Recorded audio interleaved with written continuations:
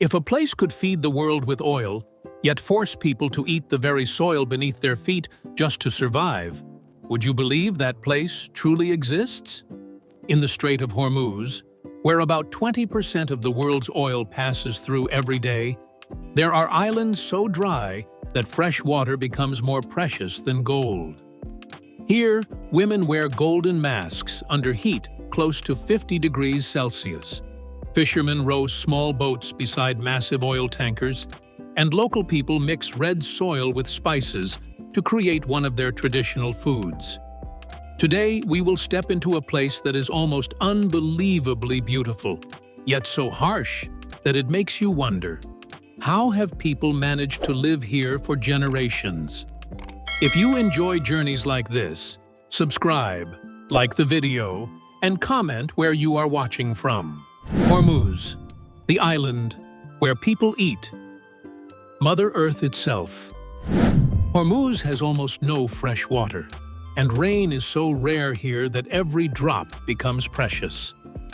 The ground is covered with salt, which makes farming almost impossible, so food and drinking water must be brought from the mainland to the island. Beneath the feet of the people who live here lies the true harshness of Hormuz. The island was formed from a salt structure that is millions of years old, creating red, yellow, and purple mountains that look like a piece of Mars fallen into the middle of the Persian Gulf. During Iran's summer, the heat becomes so intense that the ground seems to steam and the air begins to shimmer, while the wind carries salt and sand across everything. This barren place sits in the middle of the sea, and still, about 6,000 people have called Hormuz home for centuries. On the faces of Bandari and Hormuz women, metallic masks have become one of the symbols of this strait. But at first, they were not made for beauty. They were born from the need to survive. Women here work outdoors for almost the entire day, from drying fish and mending nets to trading under the glare reflected from the sea and the mineral hills. Wind from the Persian Gulf carries salt and sand and lashes their skin day after day, so the boruge appeared as a form of protection. It covers the bridge of the nose and the cheekbones, softens the sun, blocks part of the wind, and at the same time makes the eyes stand out even more. Over time, something that began as protection against nature became part of the local idea of beauty. The gold and red tones make the masks look like jewelry, and the shape of each one can tell local people whether a woman comes from Bandar Abbas or from Hormuz. Along with the mask, they wear brightly embroidered dresses that stand out against the rocks, the salt, and the sun. Even though men hold power, it is the women who keep the island alive. They wake at dawn to bake bread, gather red earth, dry fish, and make handicrafts. At night, they teach their daughters how to read the tides, preserve food, and embroider masks. In Hormuz, the knowledge of survival is not found in books. It lives in the hands of women who have spent their lives with sun, salty wind, and red earth. So how do people build a life on land filled with salt and iron? They do not try to conquer it. They learn how to live in harmony with it. Women gather red soil rich in iron oxide from the coastal cliffs, grind it into a fine powder, then ferment it with fish sauce to create a seasoning that has existed for centuries. That soil is eaten with fresh fish on bread baked in a clay oven, creating the famous dish called surg. For the people of Hormuz, this is not food born from poverty. It is a way of tying themselves to their homeland, as if they do not merely live on the island, but carry the island into their own bodies. In Majara, that same spirit appears in the architecture. Hundreds of domes have been built with Hormuz earth in shades of red, yellow, and orange. Instead of being welcomed into luxury restaurants, visitors are invited into local homes to eat fish and drink tea when the heat finally begins to fade. Qeshm, the island, where stone and salt become a way of survival. Qeshm is the largest island in the Persian Gulf, like a natural museum opened up in the middle of sun, wind, and time. The most famous place on the island is the Valley of Stars, a strange maze of canyons, cliffs, and cracks shaped over thousands of years by wind, rain, and erosion. Some paths are so narrow that only one person can pass through, but after just a few meters, the space suddenly opens wide like a giant stone cathedral. When sunlight falls into the valley, the cliffs filter the light into soft bands of color, making the entire place look as if it belongs to another world. Local people do not see this place only through the eyes of science. For them, the Valley of Stars also carries its own layer of mystery. Many believe this land was once created by an ancient meteorite, and somewhere among those silent cliffs, it still holds a source of energy that is hard to explain.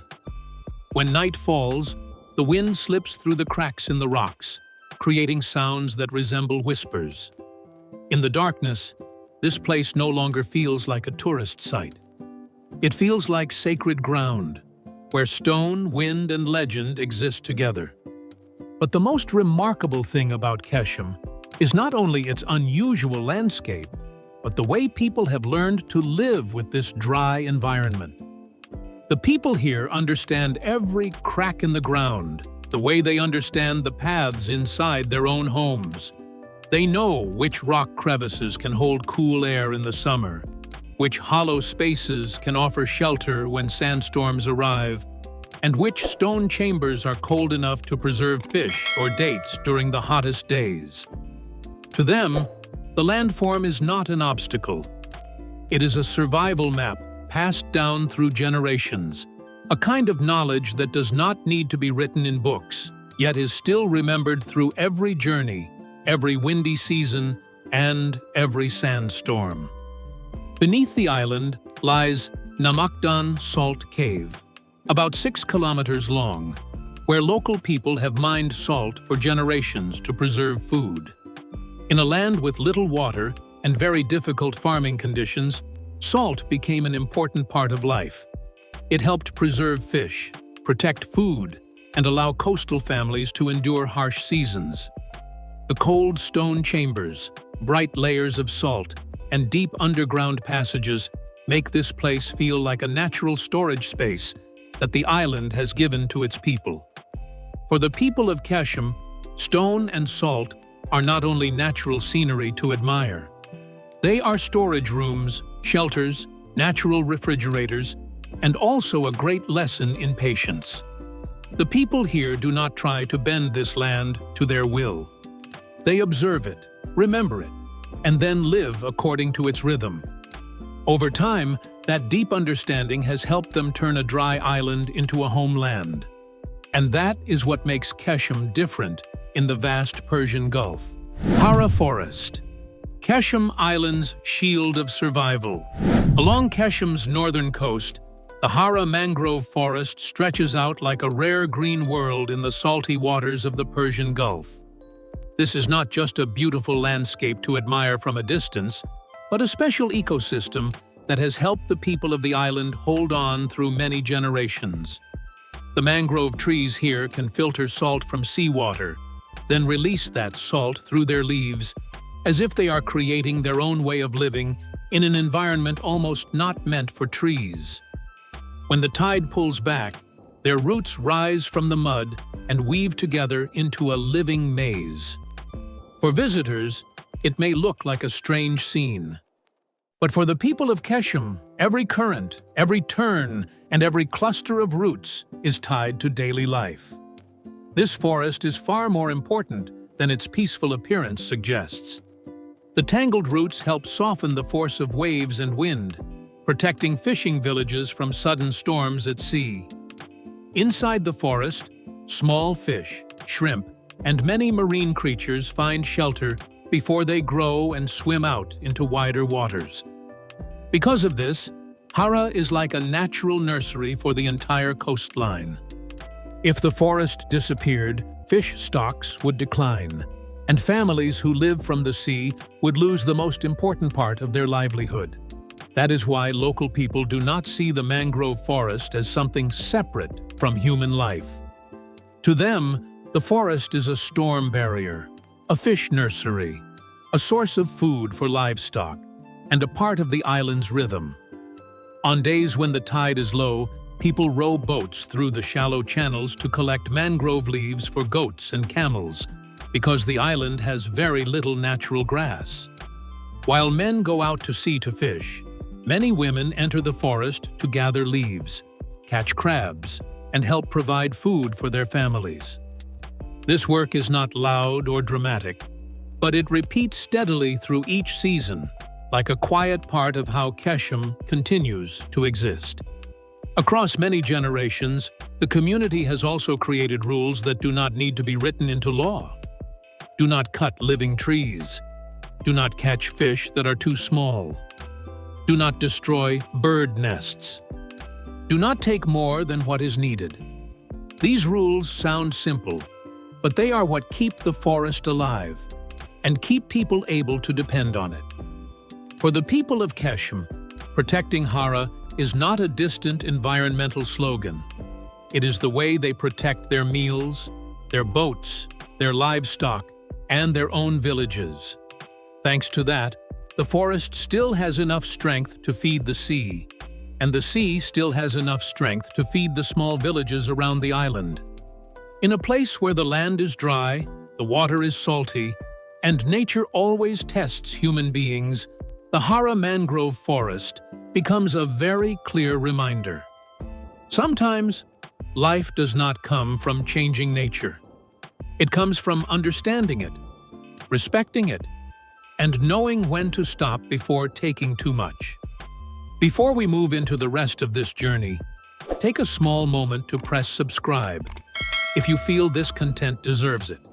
For us, every subscription is not just a number.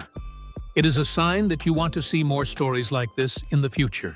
Hormuz, wells in the rock and heat-resistant coral reefs. Among the ways people have adapted to the harshness of Hormuz, the wells carved into the limestone walls of Chow Canyon are one of the most remarkable examples.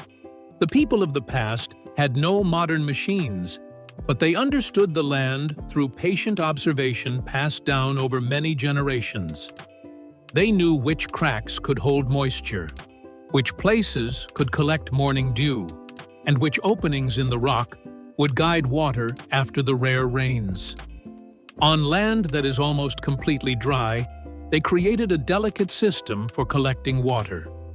Deep wells were carved into the heart of the canyon, while natural cracks were used to hold every possible drop. Then the storage basins were covered with stone to slow evaporation under the fierce heat. In many places, people build monuments for kings. But in Hormuz, the most valuable structures are the places that keep water. The entire community protected this system as if they were protecting life itself. Men dug the wells and cleared the channels. Women checked the water levels each day, while children learned early how to recognize where the wells were and where they could hear the sound of water moving through stone. To them, that sound was like a small song from nature, reminding them that life still hides beneath the hard, dry rock. These wells show that the people of Hormuz did not fight nature with force. They survived through patience, memory, and the ability to observe every small change in the stone and soil.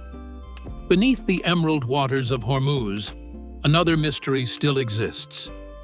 It is the way hundreds of marine species can continue to live in summer waters that reach nearly 38 degrees Celsius. In many other places, that level of heat could bleach coral within just a few weeks, turning vibrant reefs into white skeletons on the seafloor.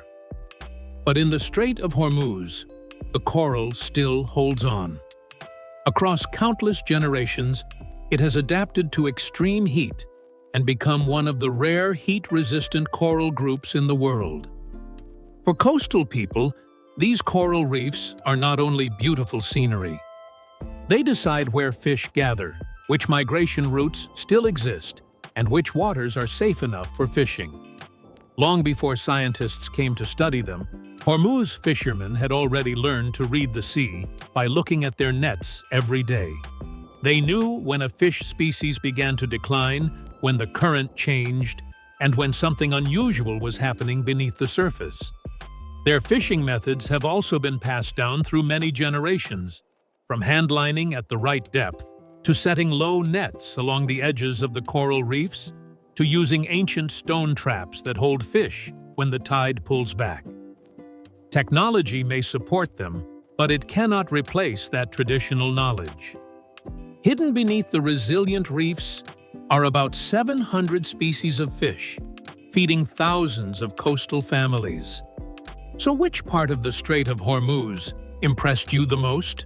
Leave a comment with number 1 below. Musandam Peninsula, the isolated world, beside the Strait of Hormuz. Musandam is often called the Norway of the Middle East because its giant cliffs rise straight upward, then drop into the sea, forming deep inlets between massive limestone walls. But unlike Norway, this landscape was not shaped by glaciers.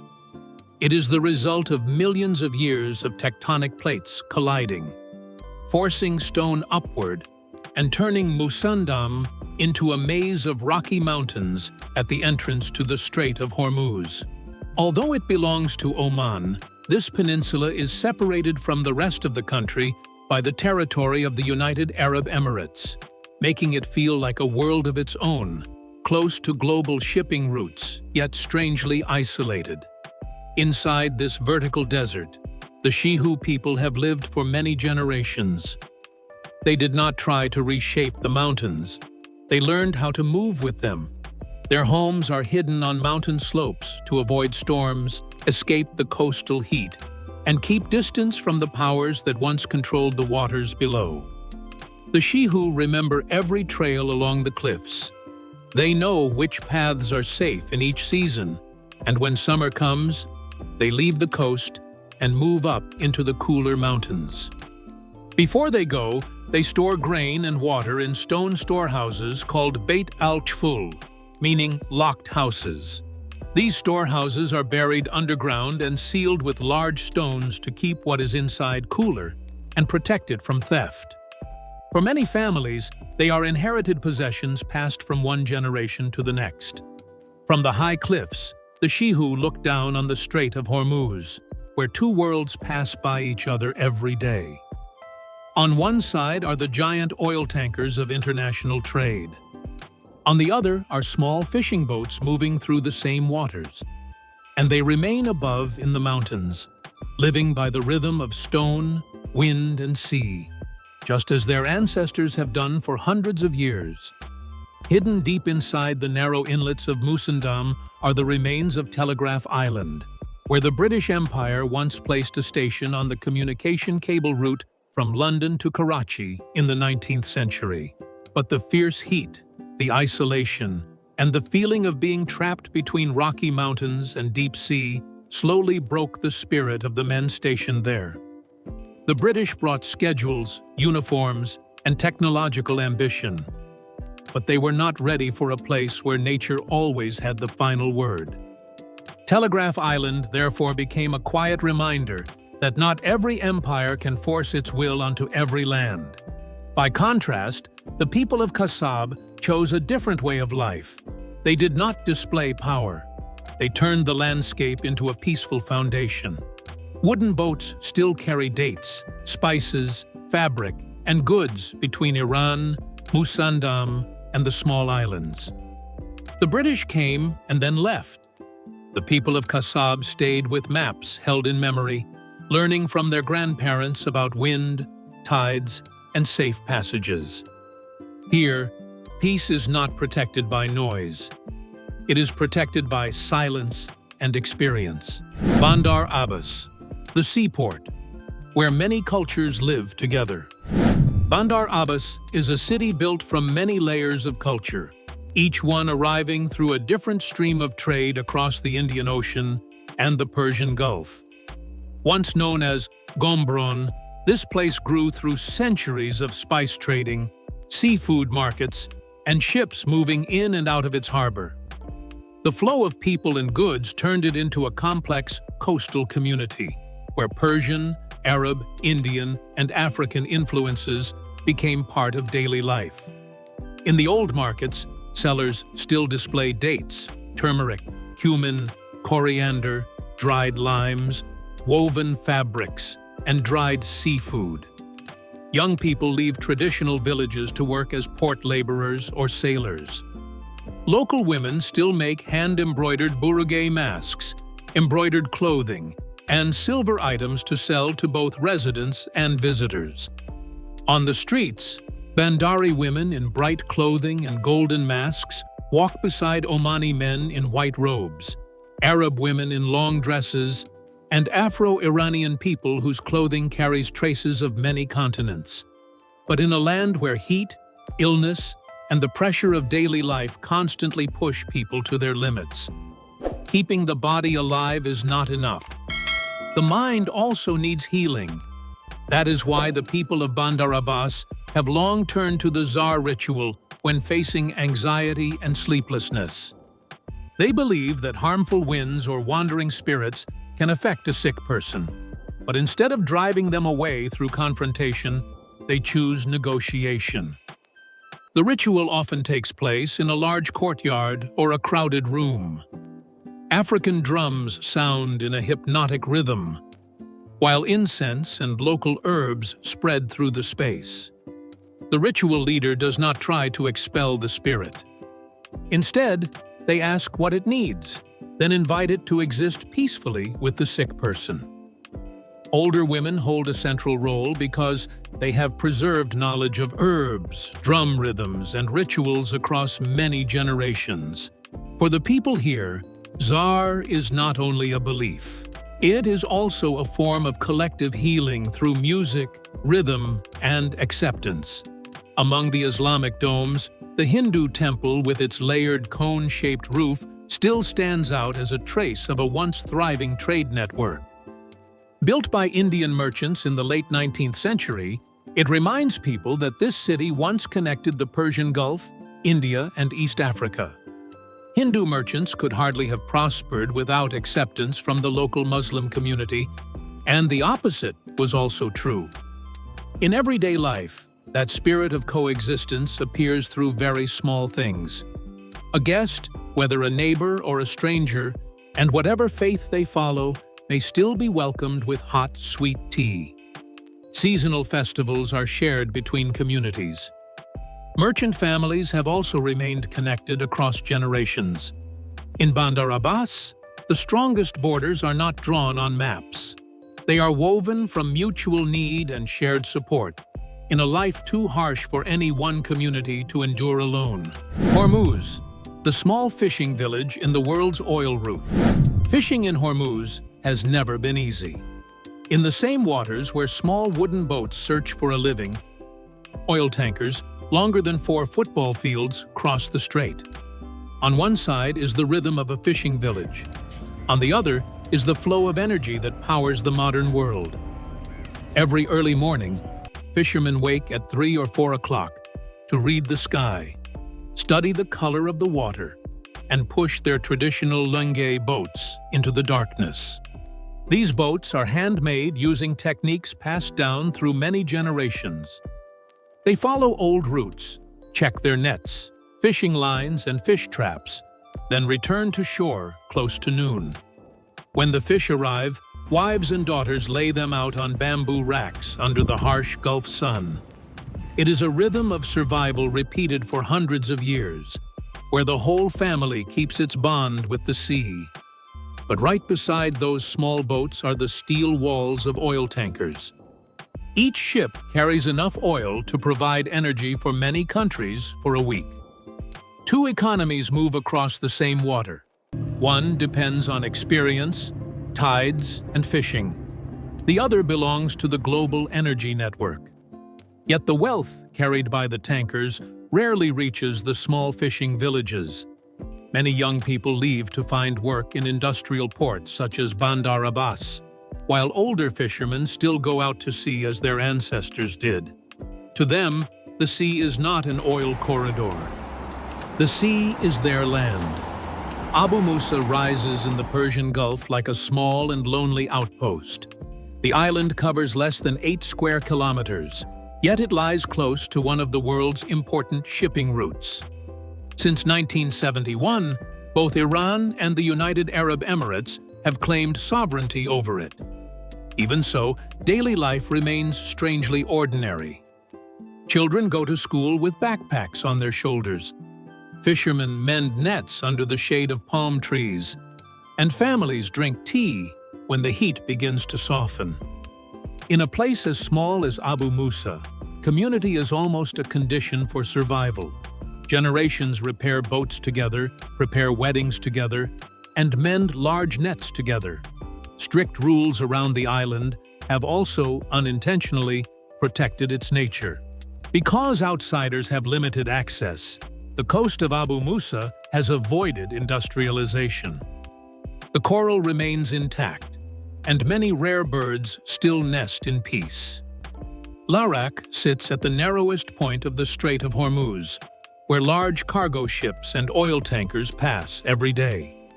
During the day, you can see global maritime trade in motion. But when night falls, Larak becomes another world. Bioluminescent plankton makes the waves glow electric blue, turning the water into something that looks like a dream. The people here still speak Kumzari, a rare language that carries traces of ancient Persian, Arabic, Portuguese, and even English. Nearby, the ruins of a Portuguese fortress are still being worn down by salt and sea wind. For the people of Larak, that is a familiar rule.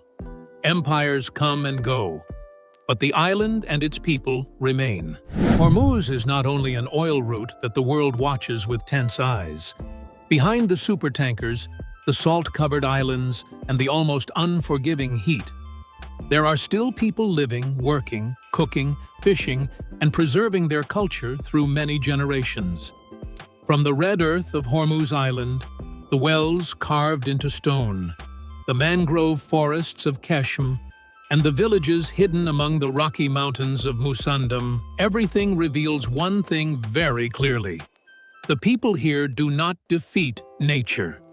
They learn how to listen to it. And perhaps that is what truly makes the Strait of Hormuz so special.